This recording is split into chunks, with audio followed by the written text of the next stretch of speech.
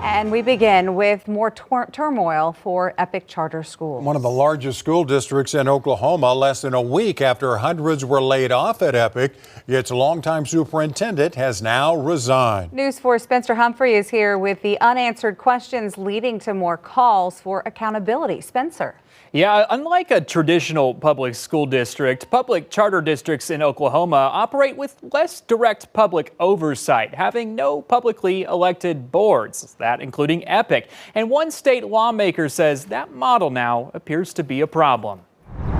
It's been less than a week since Epic Charter Schools teachers found themselves left in the dark. You have not been told any information. When Epic laid off more than 350 employees, including all the district's principals, without giving remaining educators a game plan. How do you have a school without a principal? And now the person whose job it would be to come up with that game plan has thrown in the towel. Epic's superintendent and CEO Bart Banfield resigned on Monday. He'd been with the charter district since 2014, becoming superintendent in 2019, leading the school as it faced a massive scandal when a grand jury indicted its 3 founders in 2022, accusing them of embezzling the district out of millions in taxpayer dollars. Banfield, also at the helm during a round of teacher layoffs this past October, blamed on declining post-COVID enrollment. But now we've uncovered public records showing as that enrollment went down, Banfield's yearly pay went up from more than $275,000 in 2022 to nearly $330,000 by 2025. Meanwhile, teachers spared in last week's layoffs told us Epic made them sign agreements to cut their base pay by 1/3 or lose their jobs.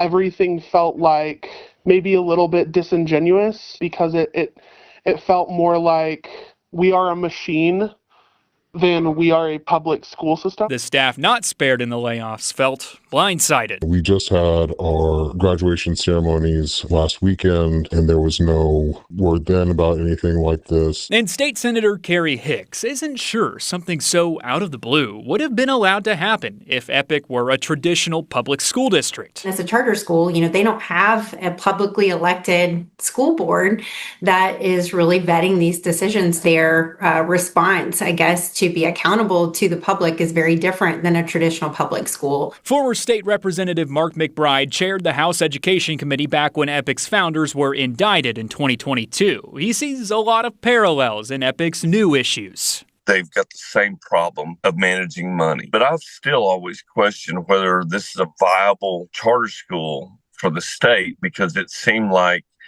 there's always something following them around. Hicks sees a potential solution. When we look at states like North Carolina and other states across the country, they have very different models set up that would help prevent and protect the public from the actions that we're currently seeing from Epic Charter Schools. And the power to get there would lie solely with lawmakers. I think it's time to really look at some significant changes that would actually bring a stronger voice to the public and make sure that all charter schools are accountable to the public. And we reached out to the president of the statewide charter school board, which oversees Epic, to ask if he or the board had any thoughts on Banfield's resignation. We did not hear back.